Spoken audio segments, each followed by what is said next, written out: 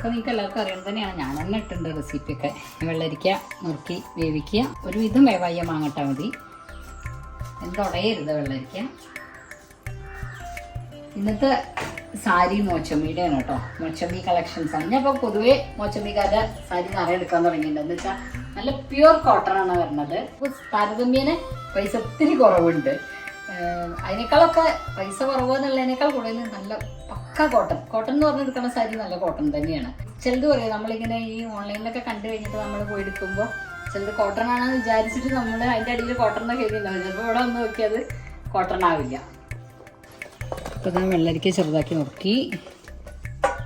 വെള്ളരിക്കയിലേക്ക് ഞാൻ കുമ്പളങ്ങ ഇടാറുണ്ട് കേട്ടോ.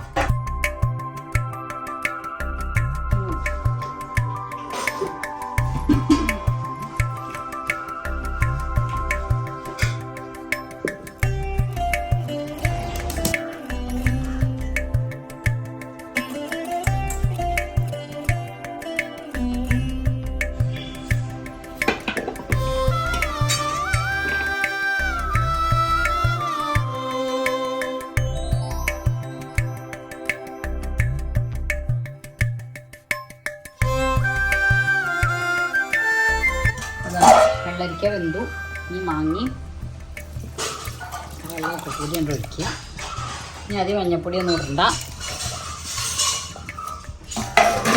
വെന്ത് കഴിഞ്ഞാൽ നാളികേരവും കുറച്ച് ജീരകം കൂട്ടാറുണ്ട്. മുളക് ഈ മുളക് ഒഴിച്ച് വെക്കുമ്പോൾ കുറച്ചൊരു ചെറിയൊരു മധുരം. അങ്ങനെയാണ് രസം. അത് മാങ്ങി ഒരു വിധം വെന്തു. ശർക്കര ഇതിലിപ്പോൾ ഇടുന്ന ശർക്കര ആയാലും വേണ്ടില്ല, അരപ്പിൽ കൂട്ടുന്ന മുളകായാലും വേണ്ടില്ല. അത് അവനവൻ്റെ പാകം പോലെയാണ് കേട്ടോ. ഉപ്പ് പാകത്തിന് 3 മുളക് ഇട്ടിട്ടുള്ളൂ. ഇത് അത്യാവശ്യം എരിയുള്ള മുളകാണ്. വല്ലാണ്ട് ജീരകമായാലും എനിക്ക് ഇഷ്ടമില്ല. കുറച്ച് ജീരകം. അപ്പോൾ ഇത് അരപ്പ് കൂട്ടുകയാണ്. ഒപ്പം തന്നെ ലേശം മോര് ഒഴിക്കുന്നത്.